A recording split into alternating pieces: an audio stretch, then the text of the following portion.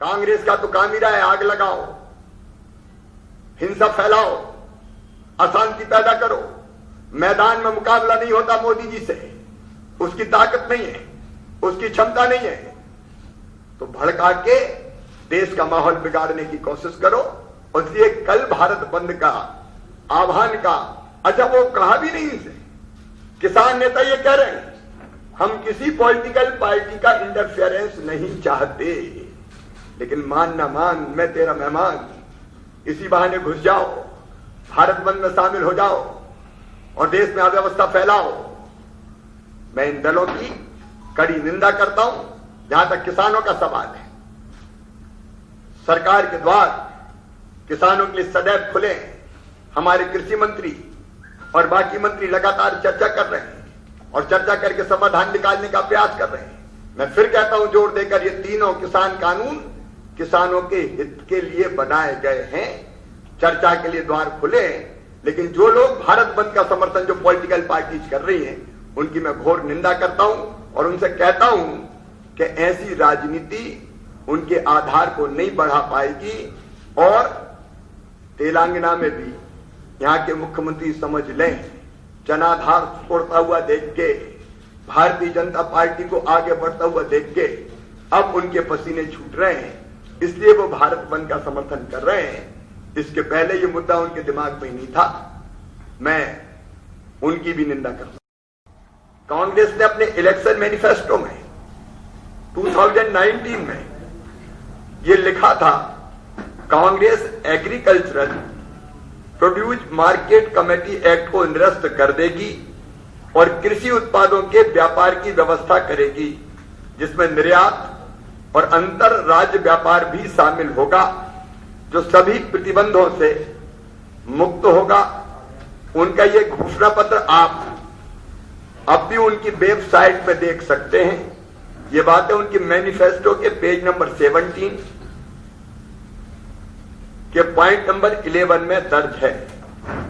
कांग्रेस ने अपने मैनिफेस्टो में वादा किया था वह एसेंशियल कमोडिटीज एक्ट को खत्म कर उसकी जगह ECA 1955 के नाम से नया कानून लेकर आएगी। इसे भी उनके मैनिफेस्टो के पेज नंबर 18 में देखा जा सकता है।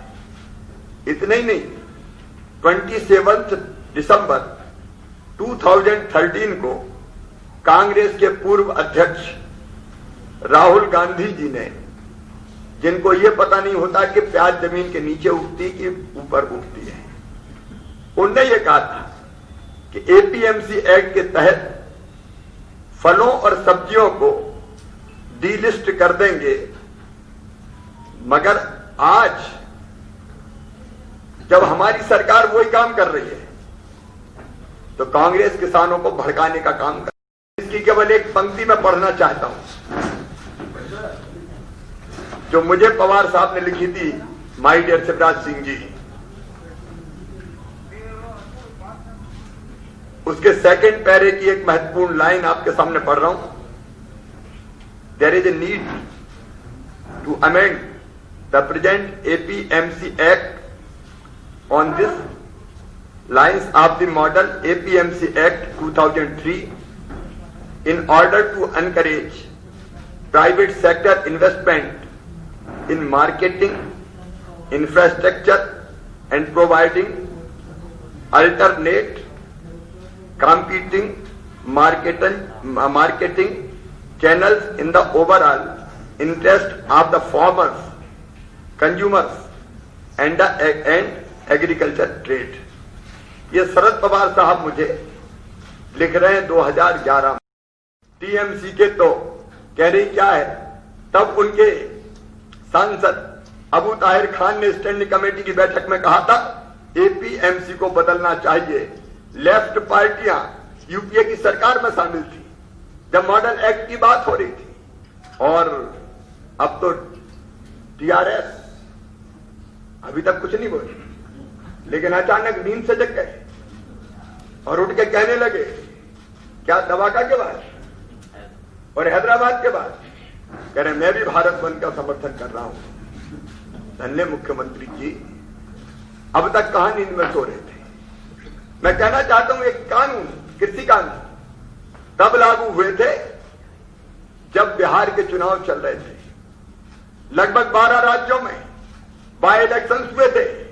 मध्य प्रदेश में तो आम चुनाव ही था, सीधे सीधे हम और कांग्रेस लड़ रहे थे।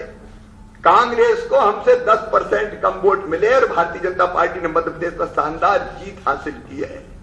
बिहार में भारतीय जनता पार्टी जीती, उत्तर प्रदेश सहित गुजरात जो रूरल सीटें थी वो भारतीय जनता पार्टी जीती, और तेलंगाना में भी भारतीय जनता पार्टी जीती। अगर इसके विरोध में होते किसान तो अधिकांश ग्रामीण क्षेत्रों में भारतीय जनता पार्टी शानदार विजय कैसे हासिल करती।